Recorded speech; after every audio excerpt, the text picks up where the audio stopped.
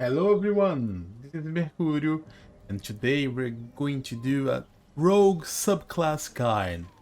We have this handsome fellow here, Astarion, and he seems to be all dirt. I don't really know why, but well, Hello again. he's dirt. Why are you dirt, Astarion? Tell me, why? Just rest. Chill dirt. Yeah, that's how it is, guys. He's dirt. So let's have a look on the subclass that the rogue has. Okay, right now, Rogue has access to two subclasses. Actually, every class only have access to two subclasses right now. D&D, even on the first book, players in the book, there are many more. And I think Larian promised to have everything from players in the book. Let's see. Hope they keep it. So we have the Arcane Trickster and the Thief. The Arcane Trickster reads, Arcane Tricksters are rogues with a clever touch of magic, using illusions and enchantments to keep their opponents on the back foot. So what do you get? You get spell slots, so you have like level 1 spell slot, nice. And you get Mage Hand Ledgerman. Ledgerman, sorry, I don't know how to say that word. Basically, it says, when you cast Mage Hand, the Spectral Hand is invisible and can carry out additional tasks. There's here, Mage Hand, create a Spectral Hand that can manipulate and interact with objects. It's like the normal, something like the regular Mage Hand height, right? But we're going to cast it on the game and have a look. Now we have to choose two cantrips, and they can be from any schools, so that's nice. Let's go over the cantrip. So, as Arcane Trickster, Intelligence is your spellcasting ability. So that means if you have a cantrip that needs to attack a roll, use Intelligence plus your proficiency to attack it, and if you have a cantrip that forces a saving throw upon your enemies, you use Intelligence as the difficult level, right? The formula for difficult level is 8 plus your proficiency that starts on a 2 level 1 plus your, in case of Arcane Trickster, intelligence modifier. So we are not going to have a very big intelligence. You might build a whole rogue dexterity, constitution, intelligence, yes, and focus on that. But I don't think it's worth it. I think you should get magic, you should get spells that support your character. So you can't attack, you can't sneak attack with a cantrip, even if you get, like, let's say, Firebolt. So that's 1d10 damage. That's worse than a longbow. I mean, on average, a Firebolt will deal 6.5 damage, and a longbow, in average, will deal. You add your dexterity modifier to it. That I'm hoping is +3. Okay, 8.5 damage. Even a short bow will do 7.5 damage on average. So yeah, they're better. And even though you can't sneak attack with it, you need to sneak attack of a weapon. That's what sneak attack says. So Acid Splash. I mean, that's an area damage, area spell. You attack an area and you can deal damage to multiple creatures. That might be worth. I don't think it is, but if you want a damage spell, I think that would be the better one, because then you're doing something you can't do. As a rogue, you don't have AoE. Blade Ward. You spend your action and you have resistance against piercing, slashing, and bludgeon damage. That's very good. But although it is very good, I don't expect our rogue to be main focus of many attacks. We could cast this before going in combat, but still I don't expect the rogue to be the main focus of attacks. But it is a very good cantrip. Chill Touch. That's a range. It's called Chill Touch, but it's actually you can cast from afar, right? I don't know. It just is actually you not only cast from afar, you actually attack roll a creature from afar. So it's actually a chill, not a chill touch, it's a chill shoot. Because if you do that in melee range, you have disadvantage. So that's kind of strange. Yeah, that's a strange name. So you assail a creature with Chill of the Grave. It takes 1d8 necrotic damage and cannot regain hit points that turn. Undead creatures also get disadvantage on attack rolls. So that's a pretty good cantrip, but not for us because we're not going to be attacking with magic. Dancing Light, well, you create light. That's always good. That's a light spell. That's alright. Firebolt, we talked about it. Friends. Now, friends would be okay. Because you enchant someone, and well, that can be alright. No, if you want to go social, and you can use friends on people, but they might accuse you afterwards. So, but since that's a cantrip, not an in-combat cantrip, I think that's alright. You could get friends if you don't care if people get mad at you. So that's like dancing lights, but it's not concentration. But you can't move the light. The light moves within the object that you infused. So, I mean, if you move a character that has the light from its weapon, then yeah, it will move. Poison spray.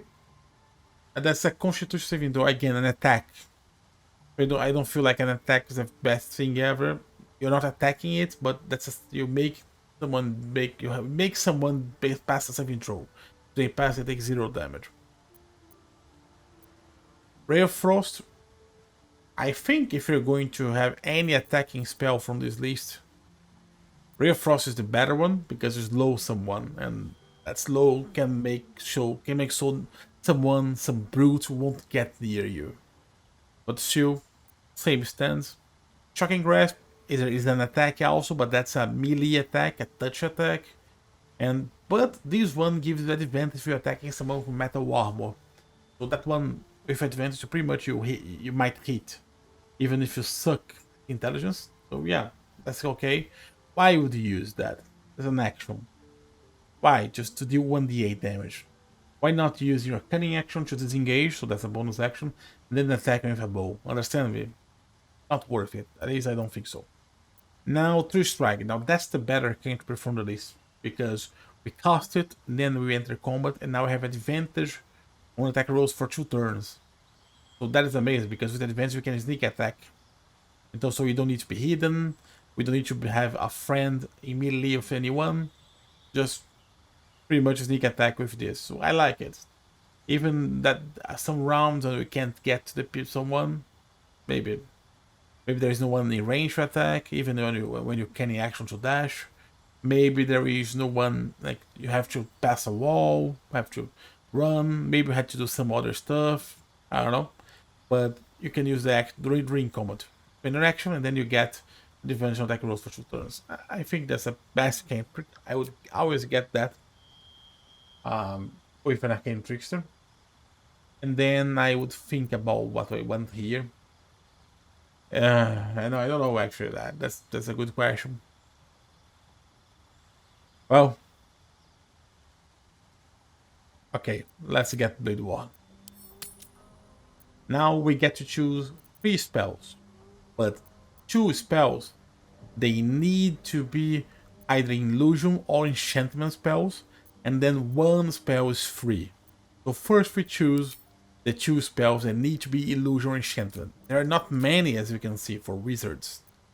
Charm Person, again, the thing might accuse you, but if you want to go social route, yes, why not? Polar Spray, that is a good spell technically, because it requires no saving throw, but the creature to be blind, they need to be on 33 hit points or less, unless 1 turn. So, too circumstantial, you know. That's nice for a wizard level 1. Because you can have that on level 1 as a wizard, but not for a rogue level 3.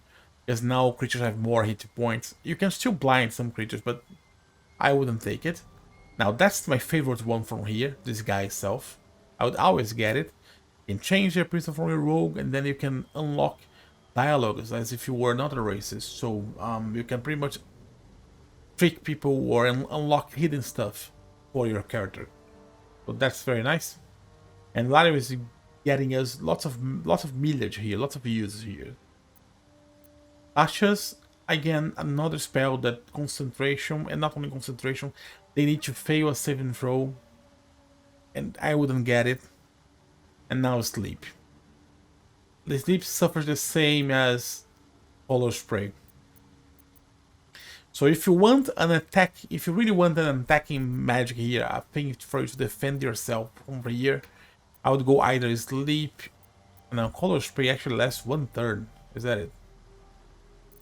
Sleep lasts 2 turns sleeping. fall asleep less until they awakened. Until they were awakened. That's kind of strange here. But yeah, that's it. I would go sleep in this guy itself if you really want to attack people with that. But I think my rogue would go charm person in this guy itself. Maybe I would build this rogue instead of having intelligence. I will actually have charisma to talk to people and fuck intelligence.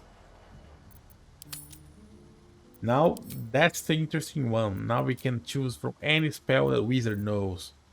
So and there's a lot of stuff to do here. Again, attacking spells I don't recommend it, but well, if you want an AoE spell, Burning Rain is great. But Thunder Wave is even better because you push people. Less damage, but you push people. I think it is worth it. Also, this one is Dexterity saving throw. That's Constitution saving throw. I would say it's almost equally. I mean, Dexterity and Constitution saving throw are things that monsters usually have, and you know which monster has which. I mean, you look at a very big beast, won't have Dexterity saving throw, and then I look at a goblin. You won't have a Constitution saving throw, so yeah, you can kind of know what to aim here. But if you want one of them, I would go with Thunder Wave. There's an attack, I don't recommend it. We talked about Color Spray. I like it, but not for your rogue, right? You can already dash as a bonus action, so that's useless for you. That's what you use to make someone have your same power as you. So that's very good for wizards. Or for Eldritch Knights. That's the fighter subclass that has spells. Pulse Life, you get some temporary hit points for one slot, not worth it.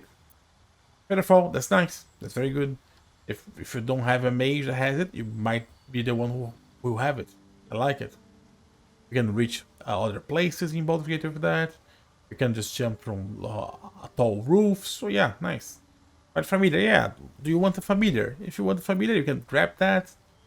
Use it, you know, and then later you swap it. I think you can swap, but very later. So just keep using it until, because your familiar will die, so you keep using it. Yeah, I'm not a fan of a familiar here. I like the improved familiar from the warlock, but not really the regular familiar. Fog Cloud, that's nice because you don't need.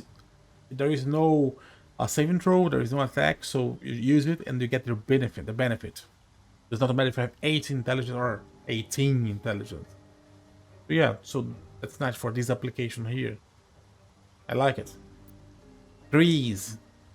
Well, they can fall prone means they actually do their saving throws or their acrobats. I forgot. I think saving throws. So, but still, the area is there. That's one of the best spells that you can get for saving throws because they will do lots of times if they are fighting over your grease. So yeah, it's alright. Not my choice, but alright. We talked about Shot Ashes. Jump, I think that's very good. Use it on you, and then you jump more. That's great. If you don't have anyone who has it, why not have it? Long Strider might be the better one for rogues. Use it on you. It's not concentration, okay? And now you move more. You just move 3 meters more. And that's amazing for rogues because now you can, like, even especially if you're like a wood elf rogue, and then you're using cunning action to move more farther away because you're dashing, and then you're moving with your move farther away and shooting with bows.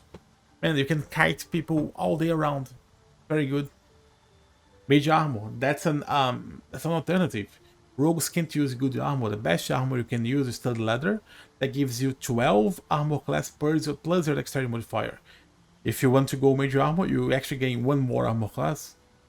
Depending on where you are in the game. Maybe you didn't find the stud leather. Maybe you only have leather armors that give you the 11. So maybe that's an increase of 2 on your armor class. So you might get it. I'm not saying that's bad. You might get it if you want it.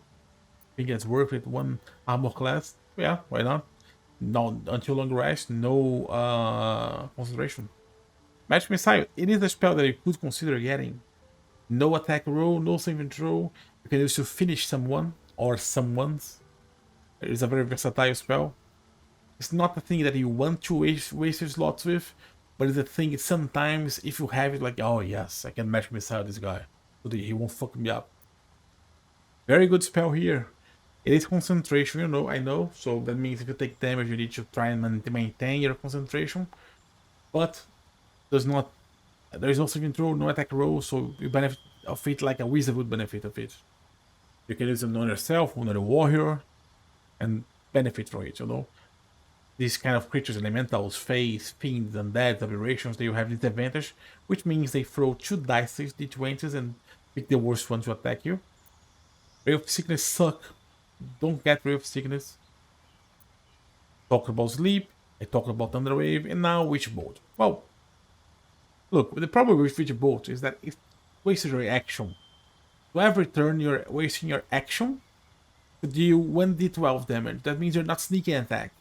So that is actually, I think, there is no concentration, no attack roll here. I mean, sorry, there's no saving throw and no attack roll here. But still, you're spending your actions to do 1d12 damage when you could be sneaking attack. Level 3, if you sneak attack something with a short bow, that's 3d6 plus 3 damage. Much better than 1d12. So that's why usually damage spells are not worth it. On my games, no, because I've been a dungeon master from D&D for over 25 years. Of course, not 5th edition because it's not around for. I think it's around for 5 or 6 years. But on my games, the Arcane Trickster can actually sneak attack with spells. So then you could, with attack roll spells. So then it opens up a new panel. You could go Firebolt, you could go Scorching Ray, not this level, but you know what I mean, right? Yeah. That's it, guys. So from these spells, all the spells here, my rogue will get Long Strider. Now I'll move more. Right? I've accepted. But now to demonstrate, I'll get my beautiful Astarion. I have 2 spell slots. I'm using the first one to Long Stride. Which means, oh, you touch a creature. Oh, look at how interesting. I can Long Stride myself, and I could Long Stride my warrior. So now Astarion gave my warrior and himself more move speed, and we have matching magical boots, which is nice. And why are you so dirty, Star? What happened with your face, man? What the fuck, man? Everyone's dirty. Why is everyone so dirty? Is that because we need to have a long rest? That is? I don't know what's happening, but these guys are wrecked right now. Alright? So, yeah, that's very cool. And now, oh yeah, let's see our Mage Hand Leatherman. So, cast Mage Hand here. And this Mage Hand can hide. It can throw stuff, or it can shove stuff around. So I could shove my friend here. I could throw. I can't throw my friend because he's too heavy for me. But I could throw something that's smaller on something else. We can also do the 1 damage attack that lasts the Gentleman's Lap. Yep. But now let's see Gale's Mage Hand. No, you're not Gale. Quite ready for you. Gale's Mage Hand. Let's see what Gale's Mage Hand can do. Okay, Gale's Mage Hand is here. And they can do the same stuff. So where is the special stuff that my Mage Hand can do? There's no health. There's no help here and here. I know that on the D&D, your Mage Hand can do more stuff, like use the help action, but not on level 3. So I think this level now, I think you won't do anything special, you know. And then as you level up, your Mage Hand will get more utilities. But yeah. Subtle steps. For the shield, we have the strike. Yeah, you can target yourself. I said the shit here. You can target yourself to strike.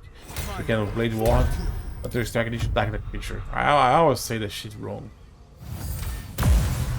And now, if you attack her, you have advantage on the attack roll. That was a roll for advantage. You can see here. Oh no, she lost condition. Okay, well, I wasn't fast enough, or somehow. Oh no. Something the matter? Okay, my editor might cut this so I won't look like a fool. So now we can throw strike. her.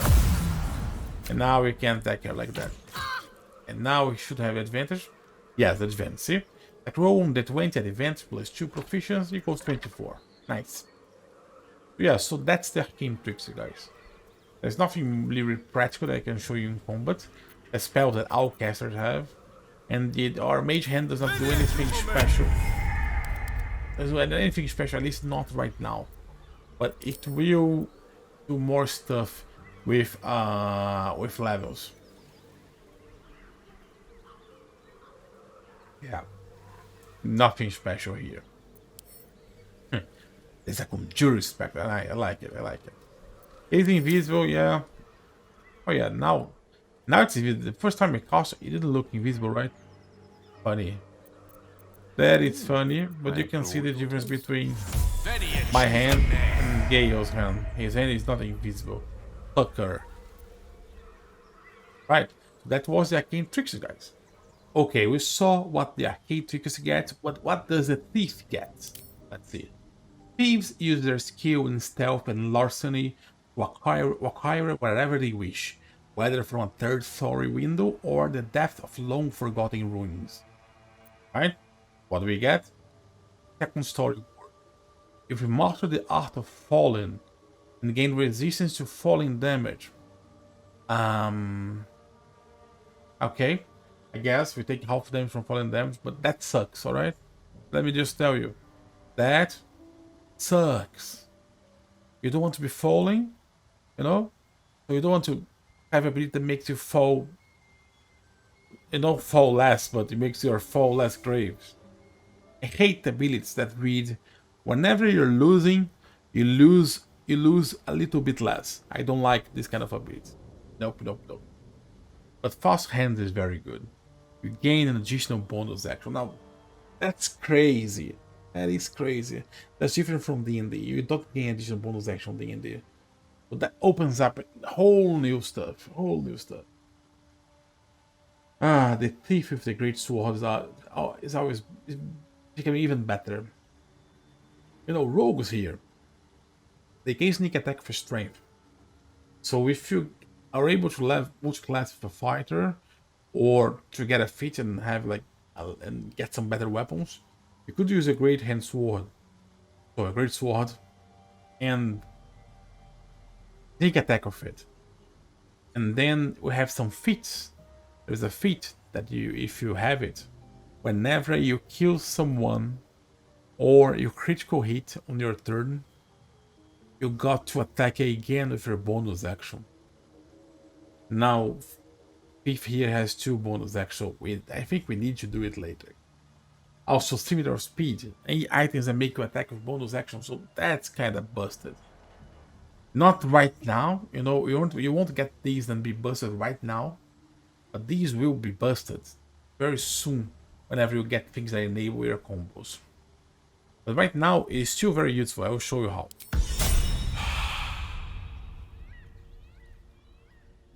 I will enter combat here. Over here. Get over there! Surround them like! Yeah, there are goblins here. I'll just ignore them and attack. Looks like we're spotted, lads. Let's just get closer to them first, Astarion. Okay, Astarion will be the 4th. The goblins are doing their stuff, the thing. Now that's my fighter. I will actually move here with my fighter. And I'll move it here. I will dash with the fighter. Then you can see how far the fighter got. Be on my way.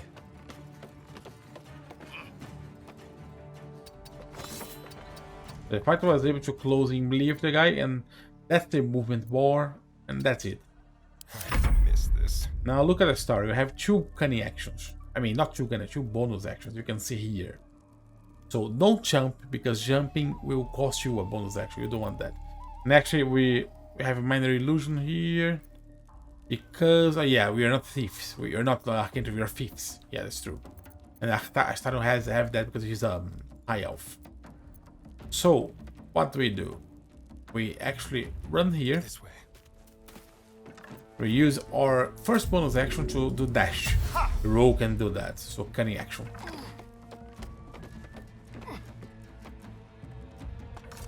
Now we are able to get the guy. We're here. We get our melee weapons. We have 2. With 2 weapons, that means when you attack with your main hand, you can use a bonus action to attack with your offhand. Why is that good? Because if we miss an attack of rogue, we miss a lot of damage because we depend on sneak attack. So in that way, we'll rarely miss an attack. So now let's sneak attack in melee. We can because the warrior is here. 75% for the first hit. We do it first. Okay. We kill this guy. We still have a bonus action. So now maybe we want to go to the next. Right? Come here. We could do cunning action. And now we run here. So look how far we got. Because rogues are amazing for mobility. And even more amazing if you're a thief with cunning actions. Let's pass out turns now. I don't know if the action will let this out or not. Maybe he will, maybe not. We never know. Maybe we want to see the goblin shooting us. Shooting Astarion. So that's my warrior. One day I'll catch a break. I'm going away. I will demonstrate another power for you guys. So actually go away here. Astarion, please, I need you here, my man. My man, is it jumping better to go get here? No, it's not. Oh, let's just run. I start here. He's not in range. So you use his first cunning action to dash. Now he's in range. Now let's say we attack and miss. Or let's say he has a lot of life and we don't want to attack, we want to push him. You can use your other bonus action to try and shove a creature. That's another point for the strength-based rogue that uses a great sword and sneak attack people with it, using cunning actions, using extra bonus actions from Thief to attack more, and he has high strength and athletics to shove people. So if we failed, we can still attack him though. We can't sneak attack because there is no one near it, but we can, I don't know. You can't, no one near him. We don't have advantage. Let's just attack him. Don't worry. And a critical hit for 6 damage. That's not a lot.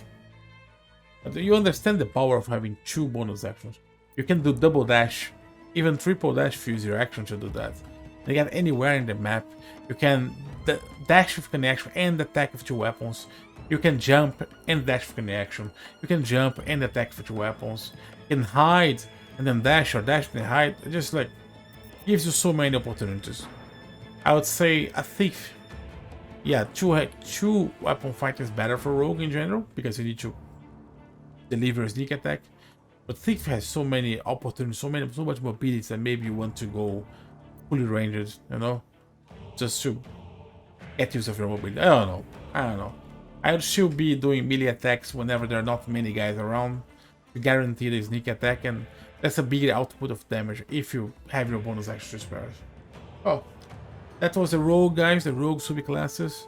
Did you like this video? If you like and want to see more guides, please leave a comment. Yeah, and also subscribe to the channel so you will never lose anything Baldur's Gate related. See ya.